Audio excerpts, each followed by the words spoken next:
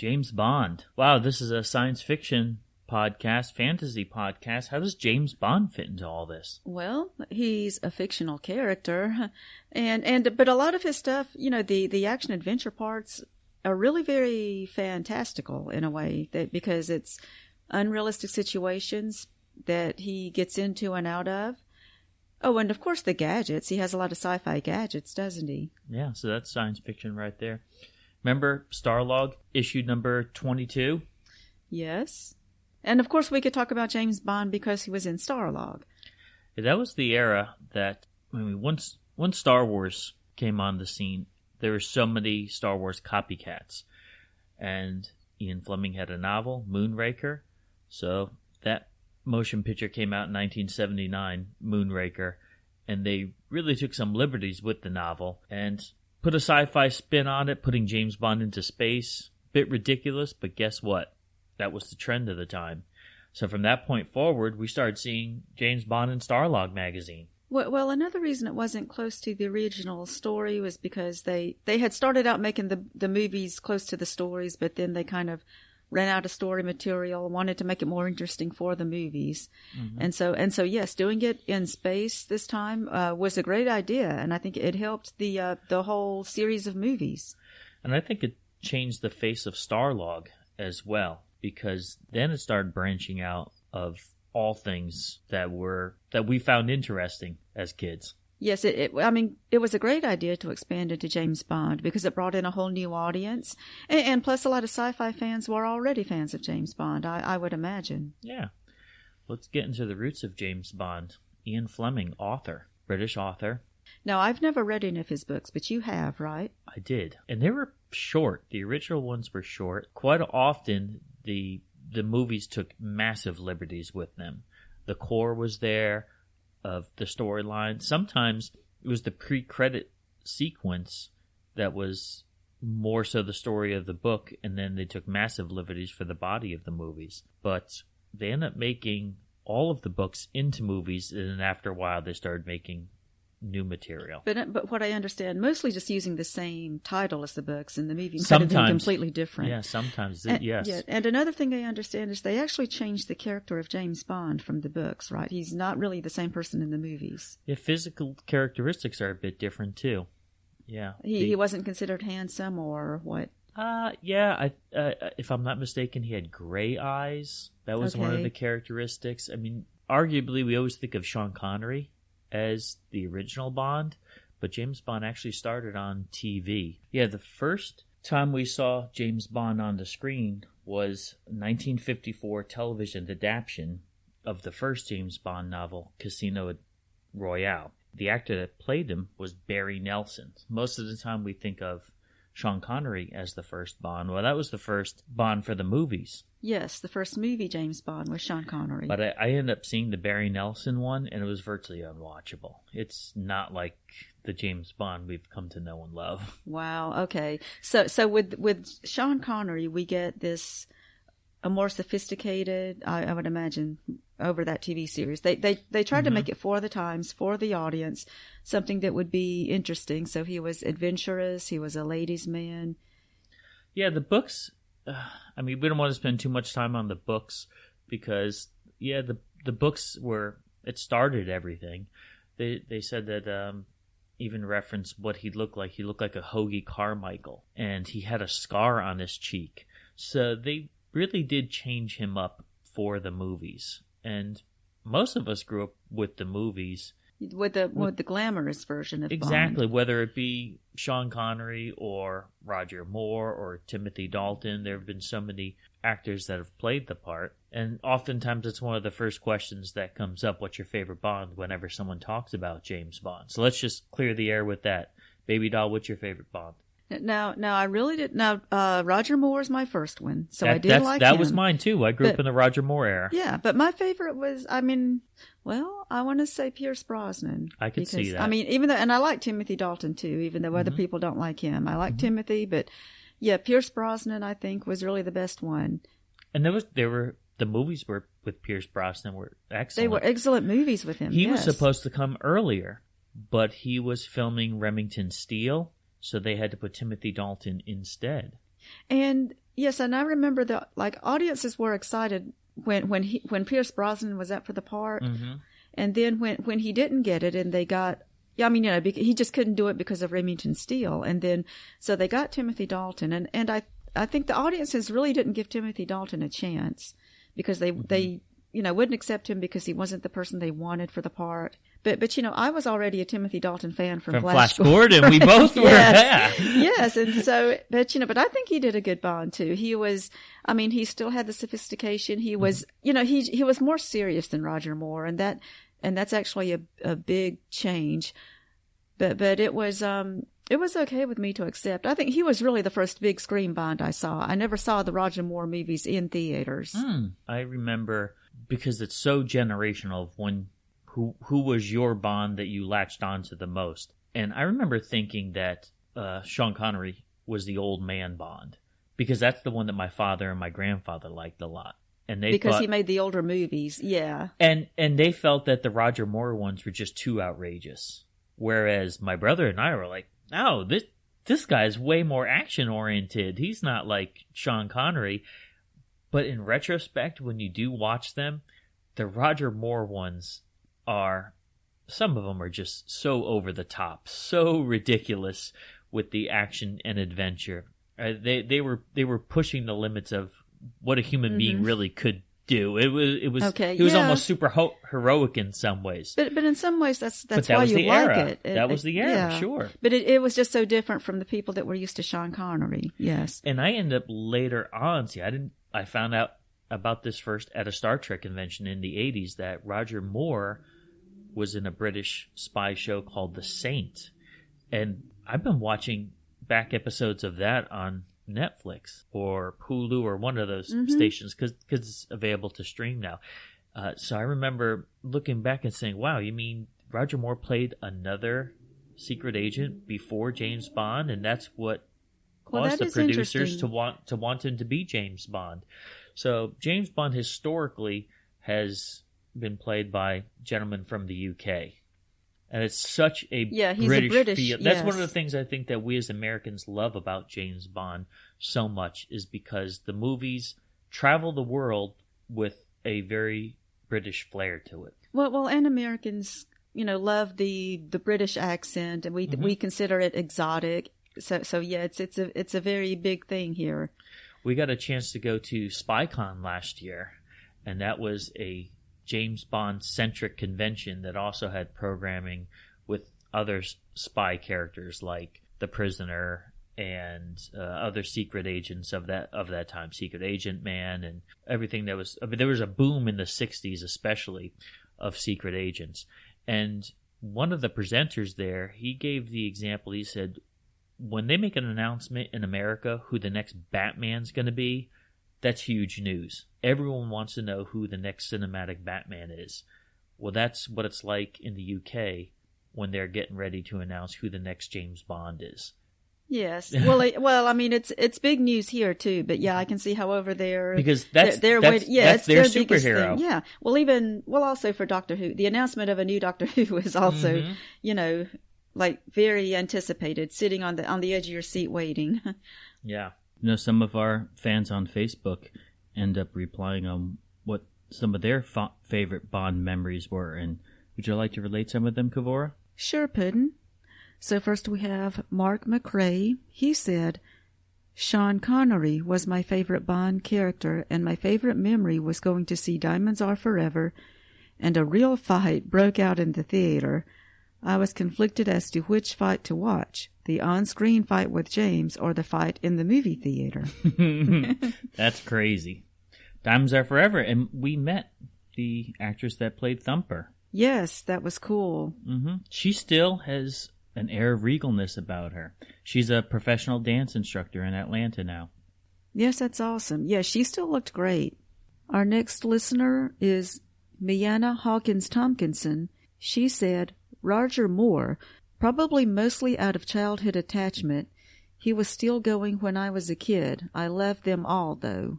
Mm-hmm. Sure. Roger Moore had the longest running streak, because he did late 70s and the entire 80s.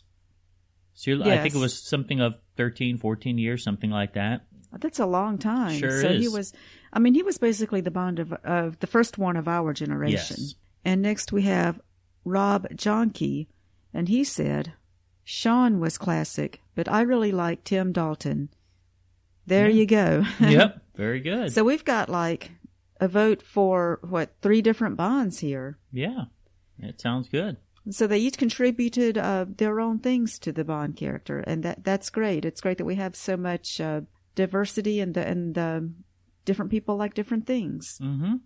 Well, also I understand Timothy Dalton was also up for the part of James Bond back during the Roger Moore time, and I think someone had considered him for it, but then they said, well, maybe he's too young right now, and that kind of thing. But Timothy Dalton also played a spy-like character on an episode of Charlie's Angels. And I remember seeing that. Oh, wow. I didn't see that episode. And Charlie's Angels was a fantastic show. Yes, a great 70s show, yes. Mm-hmm. And so he played basically almost that type of character. They even said it on the show. I think in Charlie's Angels described him as a James Bond type person. Oh, wow. There's so much iconic dialogue with James Bond, the songs. There are certain things about the James Bond movies that are unique. I remember when I first turned 21, I made sure that when I drank in public, the first drink that I ever ordered was a martini shaken, not stirred. That's cool. That was it. That had to be my first drink. And we know that he's associated with that. Another thing, pre-credit action sequence. I loved how the movie started with him finishing an adventure. So it was like there was another story going on. We're seeing the outcome of it, but we don't know the whole story. So it shows that James Bond's adventures are, he's always doing something, whether we're really seeing it or not. One thing into the next. Yeah, that was always brilliant.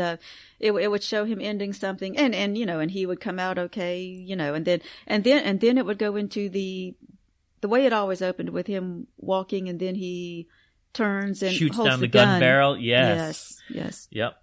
I mean, that's massive series. We're looking at over 20 movies over 50 years. I mean, James Bond is not going away. And because every era had a James Bond, we see that James Bond movies did change with the time. Some hold up today, and some, not so much though. But the music has always been incredible. Well, they've tried to do, like having current pop stars doing the theme songs, and then they've had Madonna. They had Madonna. They had Tina Turner. Mm-hmm. They had Aha and Duran Duran. Those I remember. Duran is the highest charting James Bond theme ever. Isn't it amazing? Yeah, that's amazing. And also I understand. Well, I think that's the way it is with a lot of the ones who write the theme songs. They're just given a title, and that's it. Mm-hmm. That's why when they write the lyrics are really very vague. Mm-hmm. And especially, because I remember GoldenEye, when Tina Turner sang the song, it sounds like she's talking about a man. She says, GoldenEye, I found his weakness. But in the movie, it was the name of a weapon. It wasn't a person. And in real life, GoldenEye is the name of Ian Fleming's estate. Okay. There's multiple levels to GoldenEye. And I think that's another thing why nerds like us and sci-fi fans like James Bond so much. Not that other spy characters and espionage characters that are found in literature and film, like John Wick or any of the other military type heroes, they don't attract this nerd audience so much. One of the reasons, I think, because James Bond has so many levels of continuity and nuances that link him as a character through so many years. We already talked about martinis are consistent with him.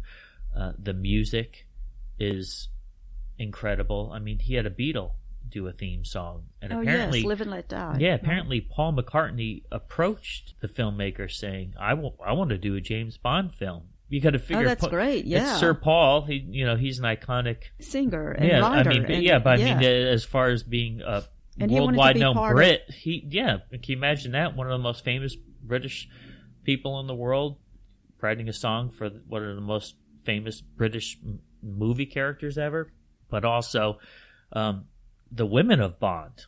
They've become stars and icons in themselves. The so-called Bond girls. And I do like them because they're usually strong women, and yes, maybe he has to rescue them, but there's also the times that they rescue him too. That the best Bond women to me are the ones like in Moonraker, where she was a CIA agent. Mm-hmm. I mean, the ones that are his cohorts. I mean, those are to me the best ones. And the names, Holly Goodhead. I mean, I could not Pussy believe Galore. That. I know that they come up with the names too, and you know, and it makes you turn your head. What? You look at it. Did he just say that? It's one of those things that generations can link together because of James Bond films. I remember my father telling stories about him being a teenager going to see Thunderball and Goldfinger, and he said when that name Pussy Galore came up, we just all looked at each other like, I can't believe they're saying this on a movie screen and in kids, the 60s. You know, kids watch these movies, exactly. But the kids don't know what it means, you know. But and also speaking to continuity, you realize like some of the other characters, like Q has been in all the movies, and I was looking up, you know, Desmond Llewellyn, who played Q. Mm-hmm. He was in a lot of these movies. I mean, probably more than any of the actors that played Bond. So he was a very totally consistent person through all these movies. And then when they moved on from Q to R, they had John Cleese in there. And John Cleese, iconic actor from Monty Python, ingenious. Yes, the casting on so many levels. George Lazenby, when he came in he only played one James Bond, but I loved it. Telly Savalas was the villain. Blofeld, that's another constant, is James Bond had a villain numerous times that he was fighting. Spectre, an evil organization. I mean, yes, that one, and Jaws was in several movies. He absolutely was, totally was. So I mean, when you think about it, as much as the modern day Avengers movies are credited with this massive interlinking universe, before the Star Wars movies were all linked together, James Bond really had that strong link through a series of movies. Yes, each one does stand alone, but there are bits and pieces that show that the character has been there for a while. Moneypenny, the secretary. Yes. She's been a standard. And M, even though it changed from a man to a woman, but they had M for a long time. That's a constant character in the movies as well. Yes. The gadgets. There's no doubt about it that the gadgets were always exciting. They were fun, yes. Q just coming up with these things.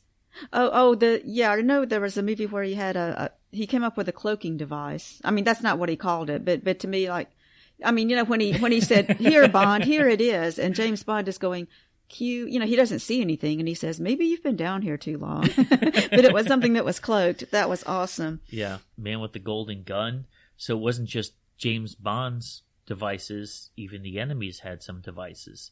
How you piece together the lighter, the pen, and it all turns into a gun.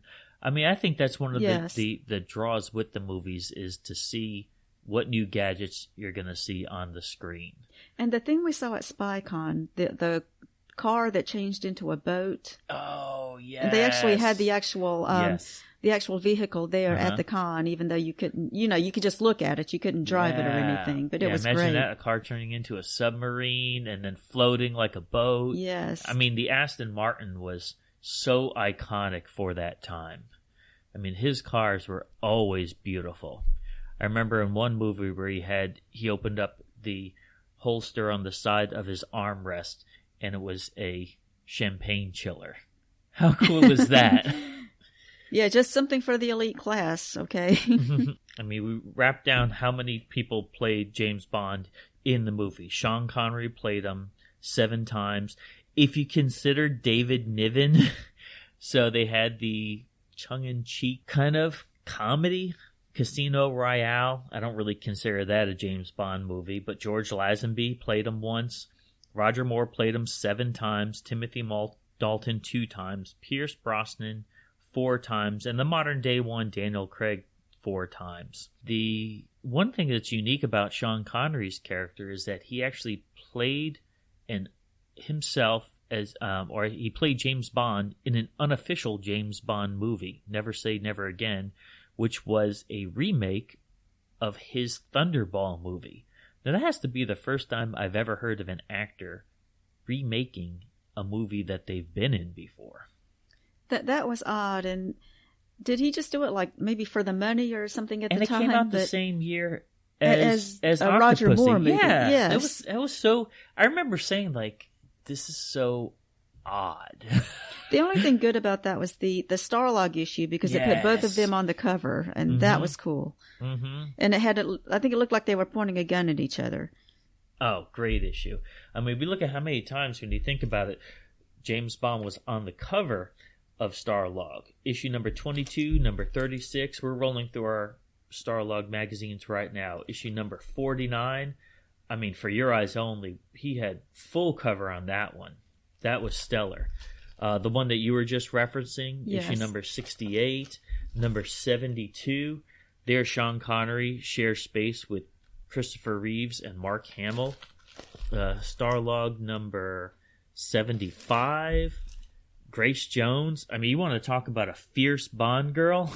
Yeah. Holy cow. She was badass. Yeah. Like she is in all her movies. Mm-hmm. Yeah.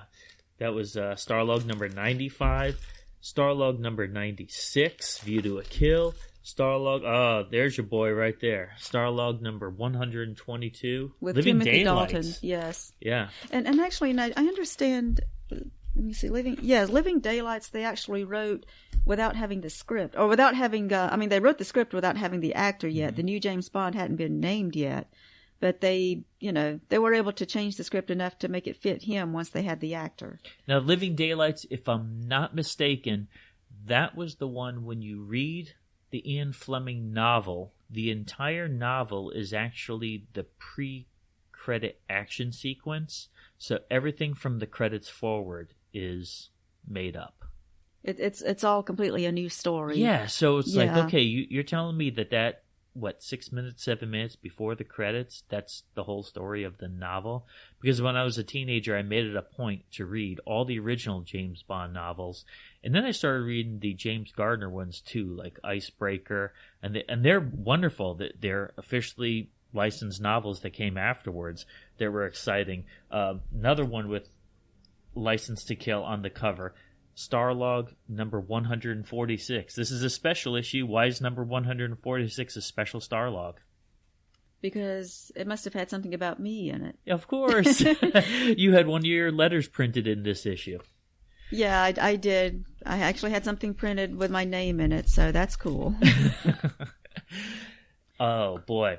And when it came to the merchandising of James Bond, I remember my brother was really unique in that even though we grew up in the 70s and 80s, he was always fascinated with just the history of toys, and especially toys that were linked to comics or movies or TV shows. And he would collect the Gilbert James Bond figures, and they're more like figurines. They weren't action figures. And one of the toys that they had was a pool table, and it was Goldfinger's pool table. And when you flipped it around, it turned to a map, just like in the movie. So even some of the toys were interactive. Okay, to flip around like the devices would. Yeah, like they even made James Bond toys. Yeah. I mean, I guess they could have had like guns and things like that. Well, Mego had the James Bond license. I mean, obviously the 70s, Mego just dominated toy, movie and TV licenses. And my brother did collect the James Bond dolls. And for Moonraker, and they couldn't call Holly Goodhead. They just called her Holly. Okay. Yeah, because it was for kids, and not that the kids would have even known, but yeah, I know. And well, here's the funny thing: was the Jaws doll was not released in the United States, and the Jaws doll was fascinating because they actually put a magnet in his mouth. So when you got the doll, you could stick him to the refrigerator, or you could stick him to poles, just like he had the metal teeth. Well, yeah, in the movies. But did you have to stick him face first? Face first. So, yeah, that would be odd. Well, the funny thing is, it was released in Italy. So my brother started writing letters to people, you had no internet back then, so comic buyer's guide, comic journal, there's always classified ads in. And my brother was really obsessive compulsive of getting all these James Bond dolls. And guess what? He ended up getting one from overseas. He got the Jaws doll. That's cool. Yeah, I don't think I really ever neat. saw a Jaws doll. So yeah, They're hard neat. to find. Yeah. But man, James Bond affected our lives in so many ways because there are just so many movies. You know what? Let me tell you this as a sort of an aside, but at Dragon Con one time, like back in the old days, when they didn't have any actors, I went to this panel that was on something like how to improve yourself. I mean, they used to have panels like that. There was nothing else to do if there were no more actors to see. But anyway, so the guy was saying, and he was a really nice guy, and he said, choose a role model. And he said, your role model it can be someone that's living or dead, but it cannot be a fictional character. And he gave an example. He said, well, James Bond was an emotional cripple. I mean, that sounds odd to hear it. Okay, so don't use James Bond as a role model, but he's still a great character we can admire. Well, it's funny that when we went to SpyCon, there was a professional, it was actually a panel of professionals of men's clothing, and they were talking about the site that they have that talks about the suits of James Bond and dressing like James Bond. So when I say it affects us in so many ways, like we kind of, as young men growing up, when we think of someone who is well dressed, if you're a nerd, who do you think of that's well dressed? James Bond. James Bond was very fashionable. He wore a lot of tuxedos, which was, the top of the fashion thing. But as far as his suits too, even his suits were all well made, well tailored. Yeah, they the were early expensive. James Bonds were primarily suits, and when you look at Dr. No, he would wear short sleeve shirts, either polo shirts or button down shirts, but usually it was well tailored, well fit. It was reasonable to the environment that he was in. So, I mean, there was some class and distinction on many levels as far as grooming, as far as manners. He's always a gentleman. Has there ever been a time where I've never pulled out the seat for you? No. That's James Bond. That's what happens when you raise your kids on Star Wars, Star Trek, and James Bond. Oh, all right. With a healthy dose of Kiss and Iron Maiden thrown in. Of course.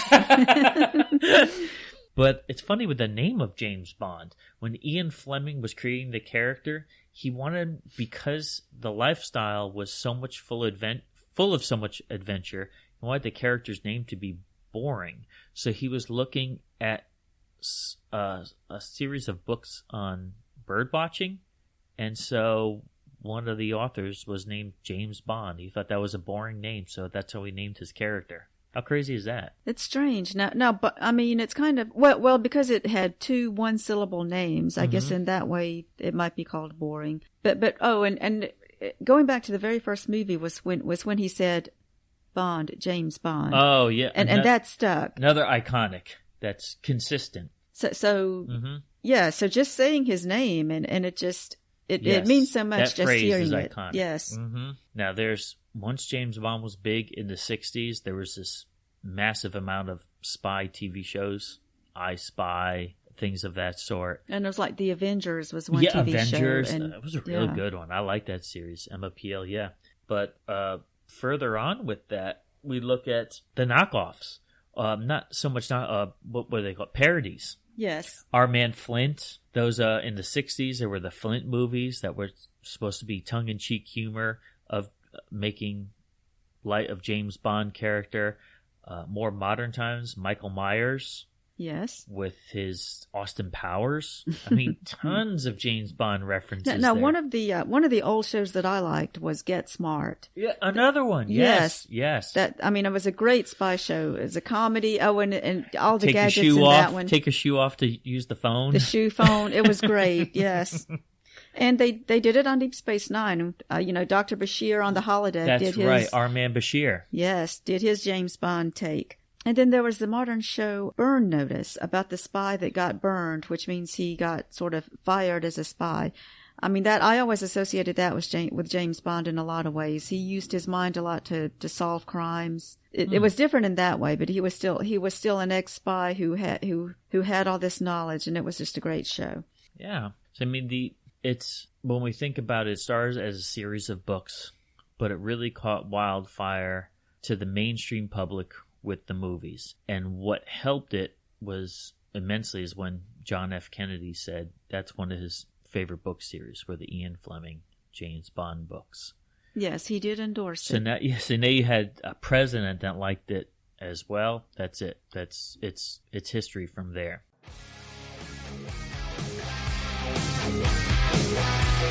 Thanks for listening. Make sure you hit that subscribe button and join our Facebook group. Live long, and may the Force be with you. Nanu Nanu.